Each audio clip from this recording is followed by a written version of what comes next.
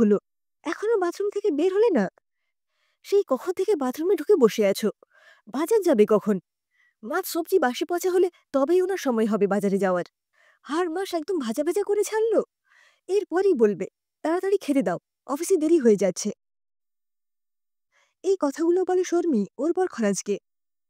খরাজ এক সরকারি চাকুরে, সকাল 10টা-5টার ডিউটি করে, তাই বাড়ি থেকে ঠিক 9টার সময় বেরিয়ে যেতে হয়। যদিও বা অফিস বাড়ি থেকে বেশি দূরে নয়, বাসে গেলে 25 মিনিট, আর অটোতে গেলে দুটো অটো বদলে যেতে হয়। তাতে খরচা একটু বেশি হয়, তাই খরাজবাবু বাসে করে অফিসে যাওয়ার চেষ্টা করেন। এই বাড়িতে দিনরাত স্বামী স্ত্রীর মধ্যে তর্কাতর্কি ঝগড়া লেগেই আছে। যতক্ষণ খরাজবাবু বাড়িতে থাকেন ততক্ষণ দুজনের মধ্যে ঝগড়া লেগেই থাকে। আসলে খরাজবাবু খুব কৃপণ, একটু বেশি পয়সা খরচ করতে চান না। এই যেমন বাজারে উনি একটু দেরি করেই যান, যাতে পয়সা একটু কম লাগে। তাই তো উনি সপ্তাহে একদিন বাজার করেন, তাও সেই 12টার পর। 12টার পর বাজারে গেলে বাজার ফাঁকা হয়ে যায়, আর দোকানিদের সাথে বেশি দাম দর করে জিনিস কিনতে হয় না। তারা এমনিতেই কম দামে জিনিস দিয়ে দেয়। তবে সপ্তাহের মাঝখানে বাজারে যেতে হলে ওনার গায়ে জ্বর আসে, উনি এড়িয়ে যেতে চান। তাই তো বাথরুমে ঢুকে আর বেরোতে চান না, যাতে অফিসের সময় হয়ে গেছে বলে ফাঁকি দিতে পারেন। শর্মী চিৎকার করে বলে, কি হলো? এখনো বের হলে না? আজকে আমার দিদি আসবে বলে একটু অন্যরকম মাছ আনতে বললাম, আর উনি বাথরুমে ঢুকে বসে আছেন। সেই তো চুনোপুটি, না হলে সস্তা মাছ প্রতিদিন খাই, নিজেরা খাই ঠিক আছে। আমার দিদিকে সেই মাছ কি করে দিই? আমার জামাইবাবু তো বড় বড় মাছের দাগা আনেন। দিদির এমন মাছ খাওয়ার অভ্যেস নেই। এতক্ষণ কোনো সাড়া দিচ্ছিলেন না খরাজবাবু। যেই জামাইবাবু বড় বড় মাছের গাদা আনেন সেইটা শোনেন, তখন আর চুপ করে থাকতে না পেরে বলে ওঠেন, তোমার দিদির এইবার একটু মুখ বদলের প্রয়োজন আছে। প্রতিদিন এমন মাছ খেতে কাহার তো আর ভালো লাগে। যা মাছ আছে তাই রান্না করে দাও, দেখবে ওনার স্বাদ বদল হবে, আর ভালোও লাগবে। পরে বাথরুম থেকে বেরিয়ে বলেন, আমার আর সময় নেই বাজারে যাওয়ার, এক্ষুনি স্নান না করলে অফিসে দেরি হয়ে যাবে। বলেই স্নান করার জন্য তৈরি হন। শর্মী চিৎকার আরম্ভ করে দেন, বলেন, এই হারাবাদে লোকটার জন্য আমার জীবনটা শেষ হয়ে গেল, জীবনে এক ফোঁটাও সুখ পেলাম না। বলেই কাঁদতে থাকেন। খরাজবাবু এইসবে একদম পাত্তা দেন না।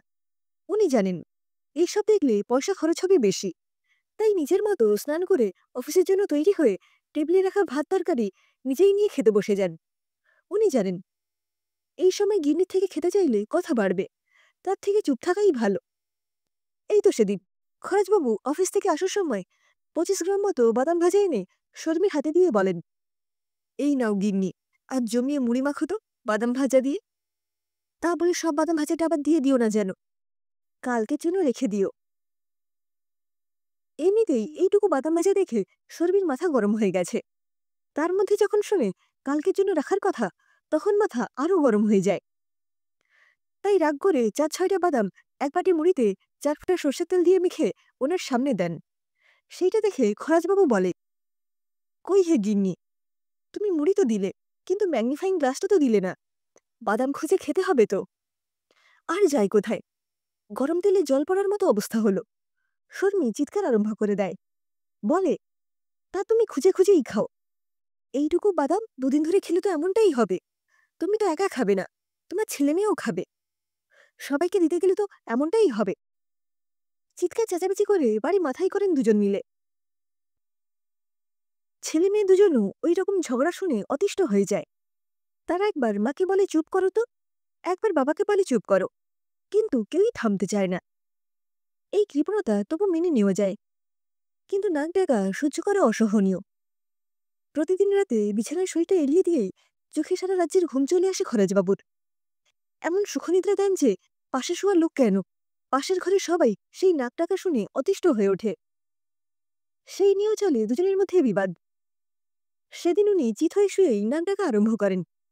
শর্মিরও সবে ঘুমটা এসেছে, এমন নাক ডাকার শব্দ শুনে ওর ঘুম ভেঙে যায়। তখন দেখে উনি চিত হয়ে শুয়ে আছেন, তাই ওনাকে একটু ঠেলে দিয়ে বলে, পাশ ফিরে শো, তোমার নাক ডাকাতে আমার যে ঘুমের 12টা বাজছে। উনি কি শুনেছেন কে জানে, চিৎকার করে কে কে বলে উঠে বসে। শর্মী ওনাকে আবার শুইয়ে দিয়ে রাগ করে পাশ ফিরে শুয়ে পড়ে। একদিন শর্মীর এক বোনের 2 বছরের মেয়ে এনাকে নিয়ে ওর বোন বেড়াতে এসেছে এক রবিবার। মেয়েটা একদম খেতে চায় না, কেবল না খাওয়ার বায়না করে। খরাজবাবু আবার যখন তখন শুয়ে নাক ডেকে ঘুমিয়ে নিতে পারেন। সেই দিন একটু সুযোগ পেয়েই বিছানায় শুয়ে ঘুমিয়ে পড়েন। পাশের ঘরের বাচ্চাটাকে শর্মির বোন খাওয়াতে বসেছে। বাচ্চাটা কিছুতেই খাবে না, কেবল বায়না করছে। সেই সময় খরাজবাবু নাক ডেকে ঘুমোচ্ছেন। সেই শব্দ পাশের ঘরে যায়। বাচ্চাটা প্রথম আওয়াজ পেয়ে মায়ের গায়ের কাছে সেটে বসে ঠোঁট ফুলাতে আরম্ভ করে। তখন ওর মা বলে, ওই টাইগার ডাকছে, এক্ষুনি এই ঘরে চলে এসে তোকে ধরে নিয়ে যাবে। বাচ্চাটা ভয় তাড়াতাড়ি খেয়ে নেয়। খরাজবাবুর নাক ডাকা যে এমন একটা মহৎ কাজ উদ্ধার করতে পারবে সেটা কে জানত। উনি যখন এটা জানতে পারেন তখন বলেন, দেখো তাহলে আমার নাক ডাকা কেমন কাজে দিল।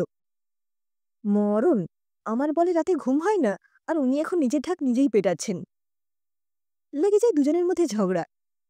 এ বলে, তুমি আমার ভালো দেখতে পারো না। তো ও বলে, নাক ডেকে কেউ প্রশংসার যোগ্য হতে পারে? দিনরাত এই কলহ এই বাড়ির যেন একটা অঙ্গ হয়ে গেছে। তাই ওনাদের ছেলেমেয়েরা আর মাথা ঘামায় না। তারা জানে এটা ক্ষণিকের ঝগড়া। দিনের শেষে ওনারা আবার এক হয়ে যাবেন। দুজন যতই ঝগড়া করুক না কেন, ওরা একে অপরের পরিপূরক। একজনকে ছাড়া আরেকজনের চলে না।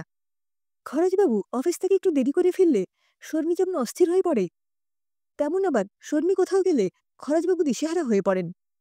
ফোন করে শর্মীকে ব্যতিব্যস্ত করে তোলেন। যতই ওনারা দুজন দুজনকে মুখে বলুন না কেন, তোমার মুখ দেখতে চাই না, দিনের শেষে একজন অপরজনের মুখ না দেখতে পেলে ঘুমোতেই পারে না।